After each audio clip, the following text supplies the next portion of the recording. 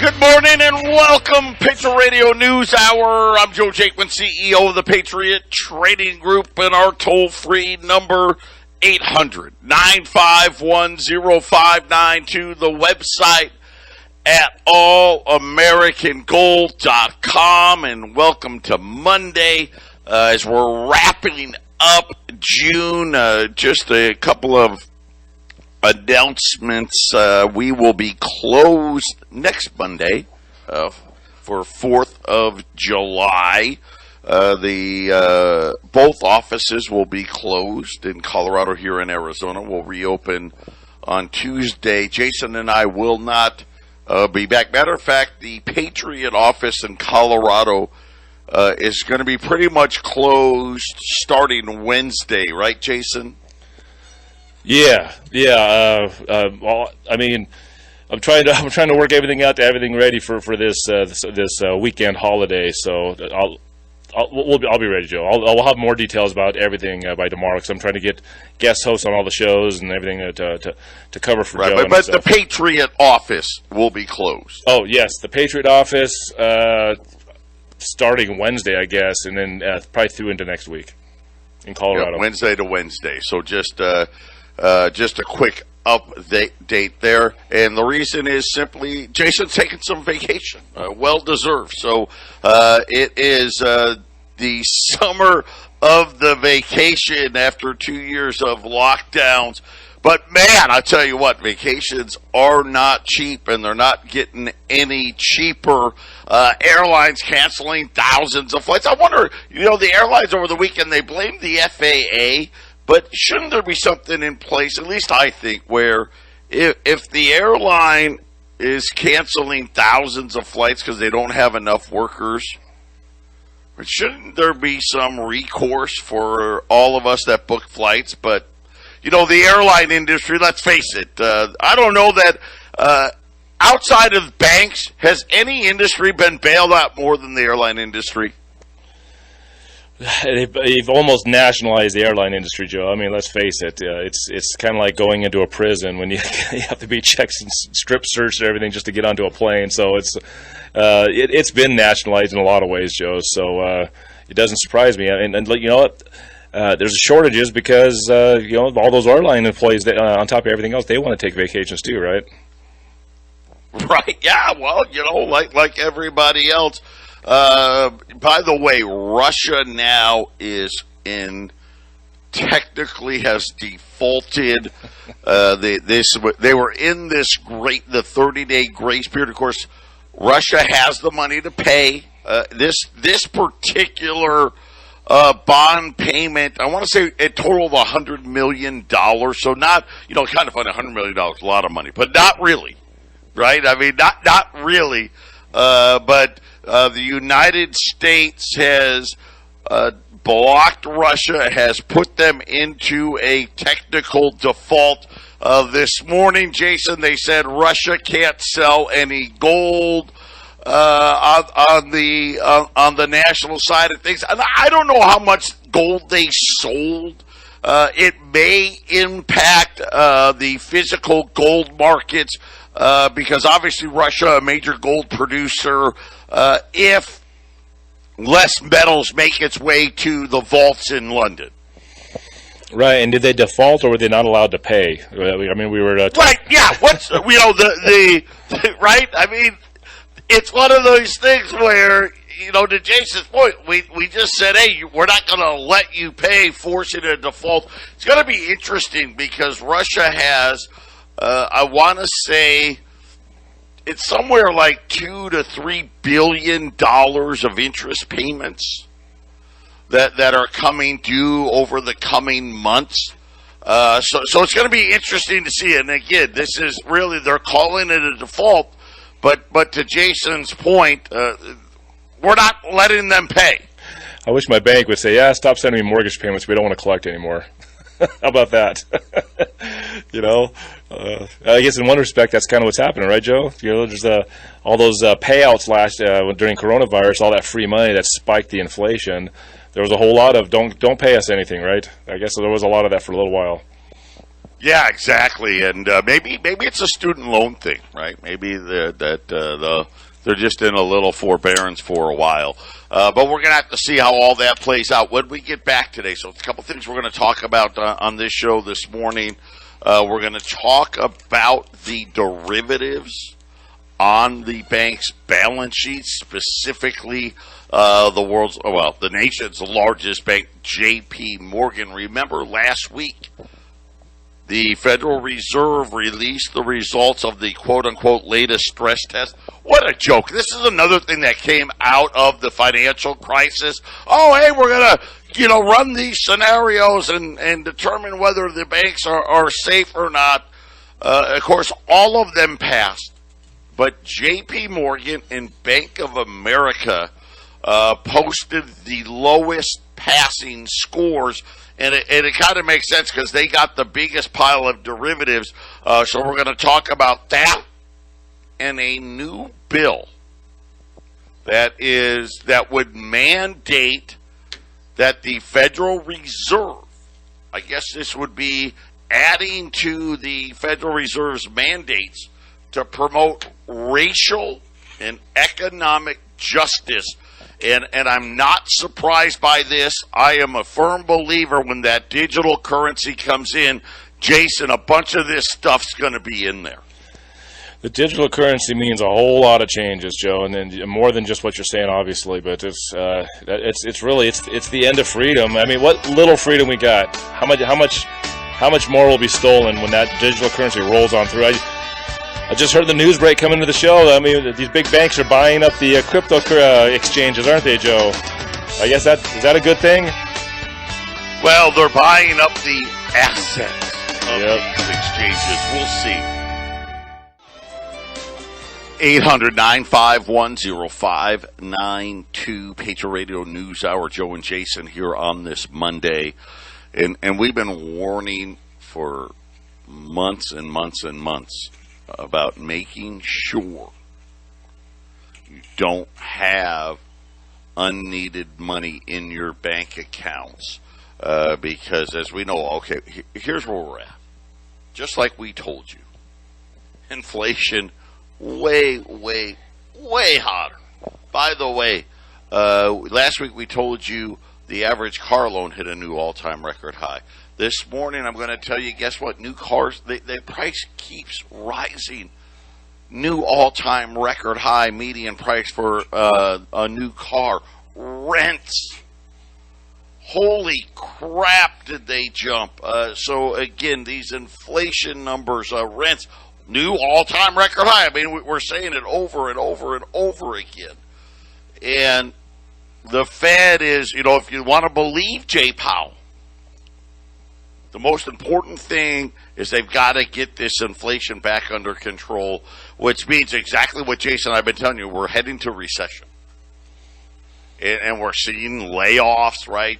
J.P. Morgan, the latest in the housing sector, right? Laying off in their mortgage units.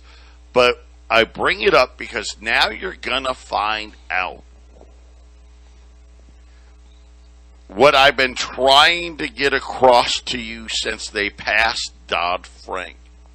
Remember, Dodd-Frank, commonly the too big to fail book. One of the problems, it's not one of it, it is the problem. The Fed has lived on easy money really since the end of inflation in the early 80s. They've done nothing but create money out of thin air. They've done nothing but continually flood the market every time there's a hiccup, every time there's a slowdown, every time there's a recession or a crisis or a bursting of a bubble. They just flood the markets with money. Some of it we see, a lot of it we don't see. And today, we're going to focus in on the don't see part. And the reason being, because when the financial crisis hit, it was a failure of the money we don't see that caused all the problems. Well, Wall Street on parade is nailing it again. J.P. Morgan's derivatives book. This is one bank. Just wait till you hear the numbers. One bank. They said that they increased their derivatives book by $14 trillion in the first quarter of this year alone. So think about this. Jason, as we start getting eerily close to the next crisis, at a point where, right, remember, inflation was already way out of control, and the Federal Reserve was just starting to do things. They increased their derivatives book by $14 trillion.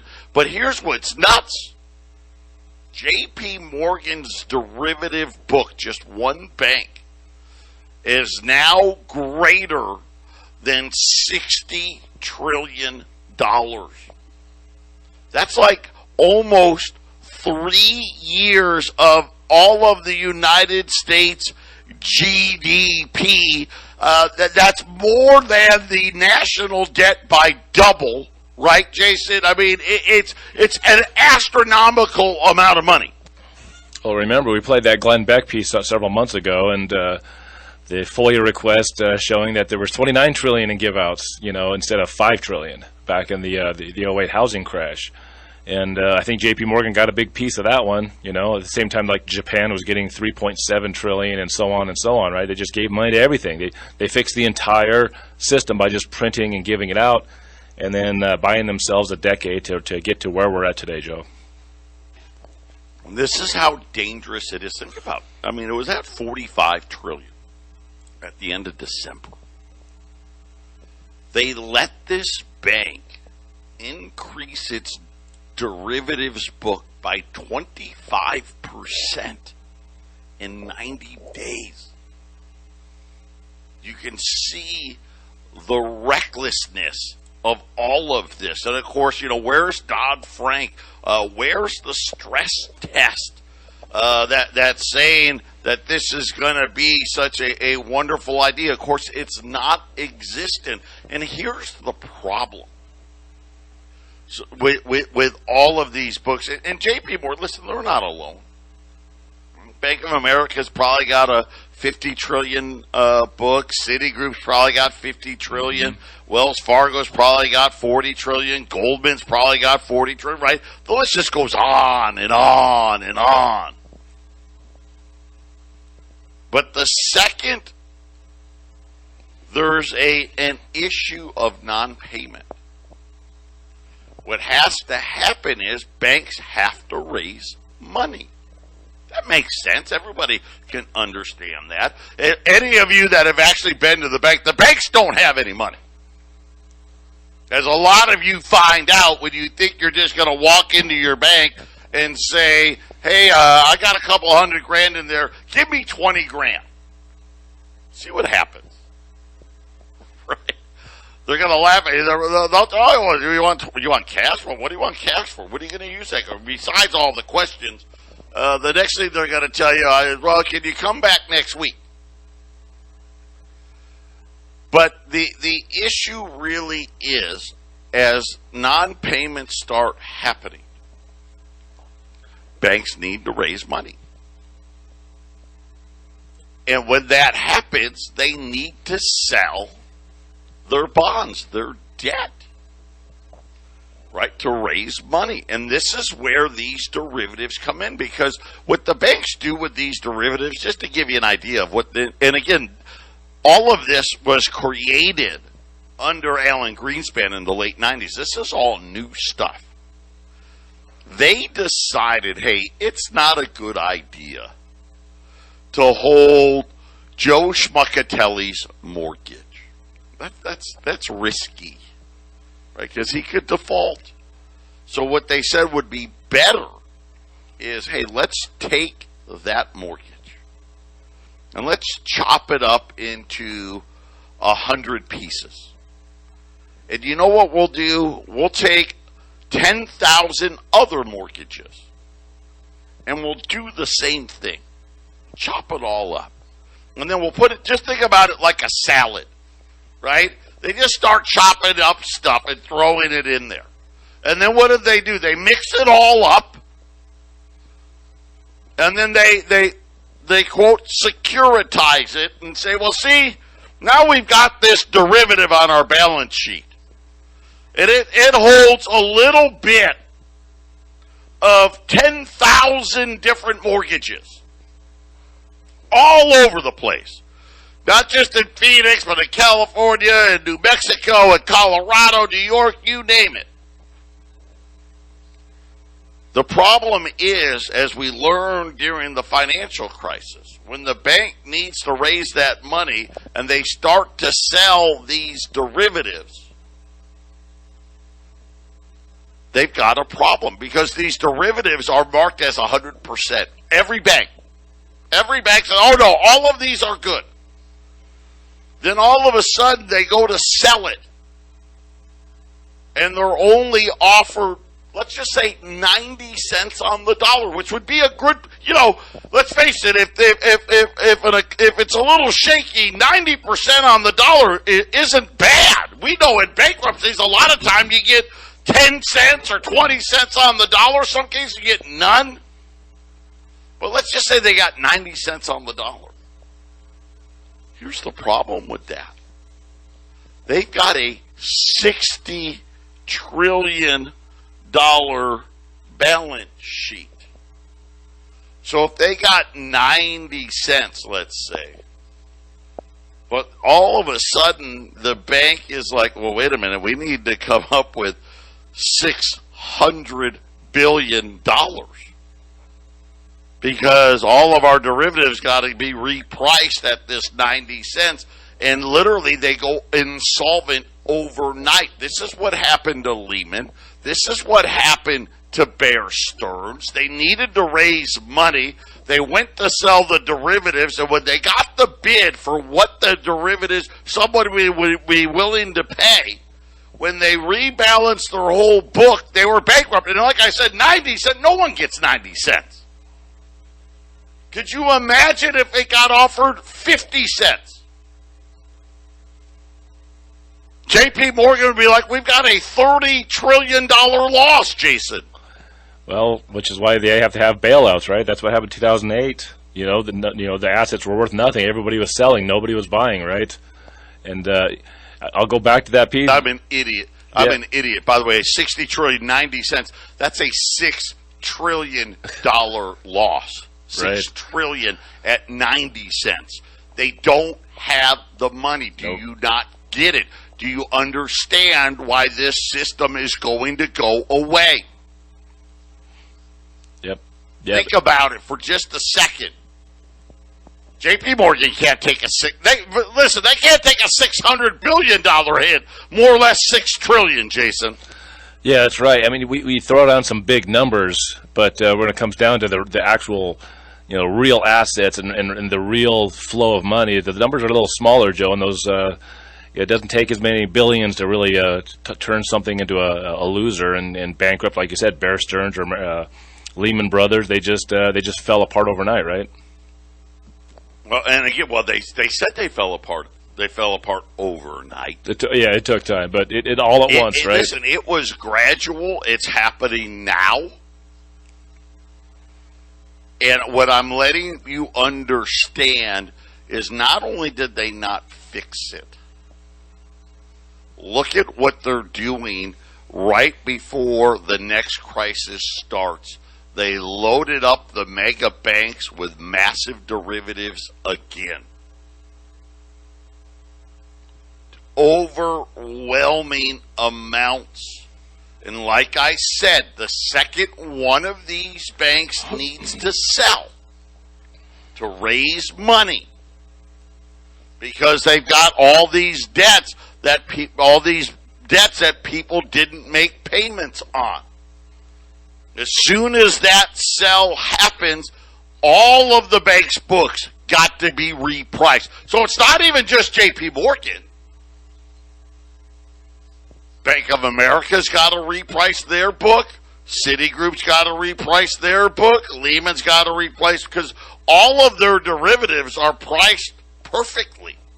It's kind of like student loan debt on our government's balance sheet. They have this ridiculous premise. Oh yeah, they're all going to get paid back in full, right? Ridiculous. The very same thing, but don't worry, because they did a stress test, Jason, and they all passed. Apparently, in the stress test of the Federal Reserve, because they're so smart, this is never going to happen. I mean, it just happened 15 years ago, but apparently today, Jason, it's not going to happen. Yeah, well, when the bailouts happened for the 2008 housing crash, they paid all their CEOs a whole bunch of big bonuses, and they kept the rest of it, and they didn't loan any of it out. It didn't help anything, did it, Joe? And then I saw this little nugget.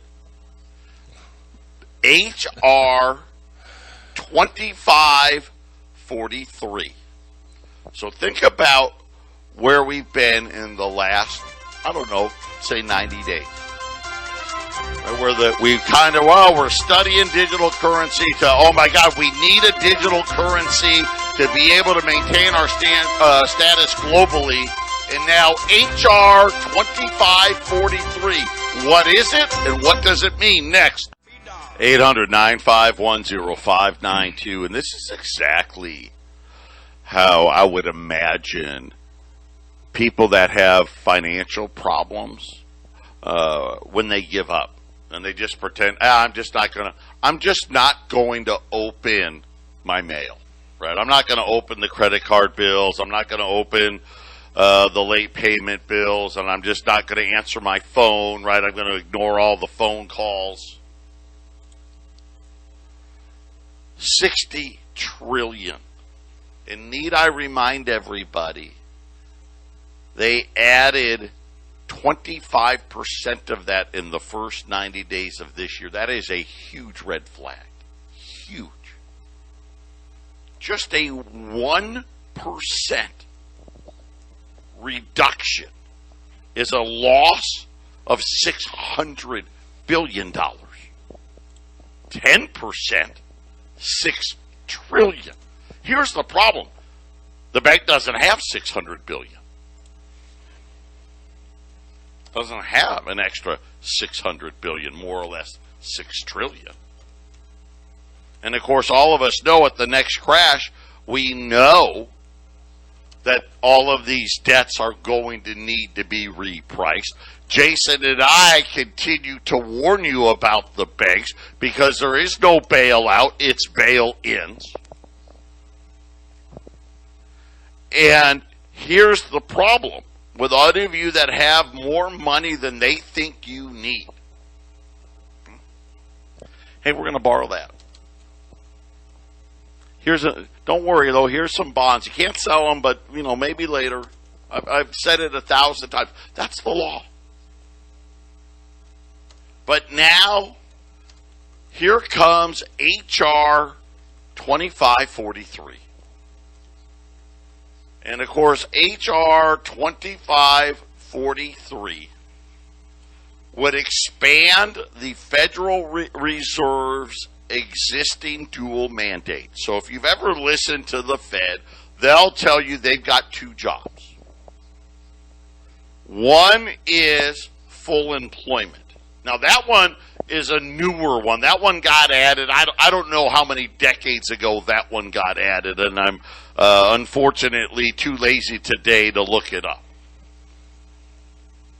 But the one that they've always had, price stability. And this is the one that they're breaking right now. And remember, after the last financial crisis, the central bank with Ben Bernanke and Janet Yellen came up with this brilliant plan to say, hey, we just want 2% inflation. That's our target. And we're going to base everything, every economic decision we ever make based on that number. Now, of course, think about what that really means to all of us. hey, we want to devalue the money in your wallet by 2% every year. For all of you that leave $100,000, $50,000, $200,000, $1 million, whatever the number, 20 million, you leave that money sitting in the bank. We want to devalue it by 2% a year. So every 10 years, we want you to lose 20% of your wealth. Unless you risk it. That's what they want you to do, risk it. Of course, fast forward to today, right?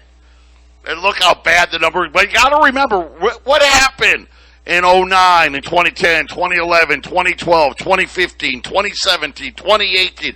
They kept saying, oh, inflation's below our target, inflation's below our target, inflation's below our target.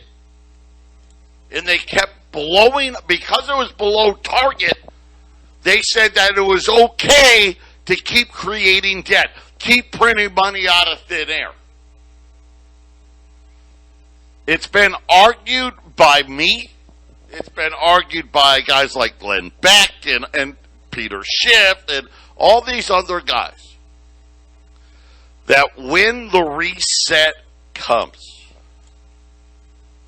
they're going to use this as a way, especially now in this new movement, to quote-unquote fix the latest issue, which is H.R. 2543, wanting to add to the Fed's dual mandate of stable pricing, full employment, and add racial and economic justice in borrowing, in housing, and in lending. Yeah, you heard me right. What does that mean, economic justice? Well, quite frankly, it simply means I'm going to take away, and let's call it what it is, from white males. I'm going to take away from white males, and we are going to give it to everybody else who doesn't have anything, right? It's redistribution of wealth. And Jason, I've said this from the beginning, this is going to happen at that economic reset. I can almost guarantee it. Right, Joe. I mean, when it comes to the average person down here, you know, the guy that works for a living and pays the bills and buys the house with a mortgage and has the car loan, there's different levels of people that are on government assistance to people that are kind of well off and doing good. And the powers that be with a crumbling monetary system, they're going to want to just push everybody down to the same level. You know, they don't really care if you're earning $100,000 or if you're earning $20,000 a year. They'll make it fair, right? It's all about being fair, right, Joe? Everyone has to have the same, you know, except they don't talk about themselves, right? They don't talk about where they're at. So they got a system in place, and they're going to have digital money, and they'll have all the power to control where it goes and how it goes. And, Joe, why do I get the feeling that if you're a higher earner, that you have to pay more to this thing? And and what it's going to be, you'll get less. That's right. So we can give more to somebody else. That's exactly, listen, I'm just telling you right now, the more you have in the bank, the more you're risking of giving it to somebody else, because that is really, at the end of the day, their goal. And to Jason's point, right, they want to put 99% of us in the same bucket. Right? What did you call it? Lords and peasants, or what? That's right. Something like that. Lords, right? Lords and peasants. That's all there was during the Dark Ages. You had lords and peasants, and there's a good reason for that, because when the Roman Empire fell apart, they no longer could defend all of this vast area that they controlled. So if you were in the northern European area, and here comes the German hordes into your neighborhood, that's why all those castles were there. The lords built a castle and a moat. And then here comes the enemy, Joe. Well, the peasants had to come into that castle and defend the lord's property while everything else gets decimated. And this went on for years and years, and it went on for centuries, Joe. And we're headed for lords and peasants. 800-951-0592. And don't worry, you know, H.R. 2543 wanting to expand the Fed's mandate to include promoting racial and economic justice. Apparently, it's been an injustice to live and have the opportunity to live in the most wealthiest nation on the face of the earth. At one point we were, now we're the largest debtor nation on the face of the earth, but obviously the United States has been of the land of opportunity. Apparently, Jason, it really wasn't. It was loaded with this ridiculous farce, again, needing to label people as victims. It doesn't work. It doesn't lead us to prosperity. This is the equivalent. Here's what they want to do with your money. Think about it this way, okay? Where you're in a classroom with 30 other students, and you've got 4 or 5 kids, right? They're the A students. Then you got 10 kids, 12 kids that they're the B students. Then you got another 10 kids that they're the C students, and then you got the others, the D's and the F's. They simply want to take money away from you A and B guys and give it to the D and F's. So that way, in their mind, hey, you can all just be C's. Right? And let's face it, C's, right? You're not going to cause too much problems because, you don't have any money. You got enough to, pay your rent, and you can make the car payment. But at the end of the month, you've got nothing left. And Jason, what they want to do is take from those that, hey, you prospered. You didn't play the victim. You did what was necessary to advance in your careers and be able to provide for your families. And your reward for that when we do the new reset, because you got to remember the old reset. The old reset, the financial crisis of 2008. Well, the government bailed it out. The Fed, we found out, 12 years later, how much the Fed really pumped into the banking system. It was hundreds of trillions of dollars. When you want to know why we've got this horrible inflation today, that's why. They've set it up now. And expect this to happen. Expect them to say, you know what, I see here that, you got a couple $100,000 in the bank. You've had it there for 5-10 years. You obviously don't need it. So, you know what, tell you what, out of the kindness of our hearts, because, the bank went under, and it's a bailout. We're not going to take all your money. Don't worry. We're going to give you $20,000 because you've had $200,000 in there for 5 years, so you obviously don't need it. We give you 20. You can have access to that. The other 180,000, we're going to give you this bond. Somewhere later, maybe we're going to be able to help you out. And then what they're going to do is use that money. So what? Pay the debts that the bank owes. And then, of course, the central bank, the Federal Reserve, where all the new accounts are going to be held, they're going to be out there handing out rewards to all the D and Fs. Right? Hey, we're going to give you extra credits in your account. And, of course, you're going to get 20,000 credits, but the other 180,000, you're not going to have access to. And, of course, Jason, when's the best time to have access to large quantities of money? It's when things crash, right? Yep. Yeah, that's. You want to be able to buy those things. They're going to make sure that you can't. They're going to make sure they're going to take you from an A and a B and bring you right down to C, Jason. I can't tell you how many times I've seen Robert Kiyosaki in the last couple of years waiting for this big crash. He's like, well, it's going to be bad for a lot of people, but for me, it's going to be great for me.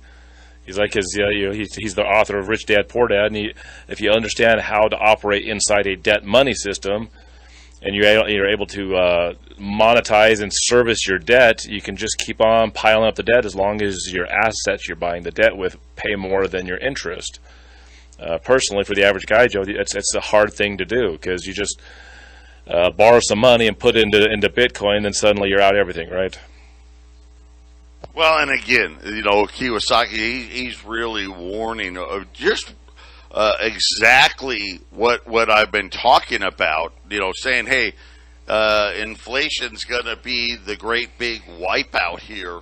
And I'm going to tell you right now, this is how the rules are written, whether you like them or not.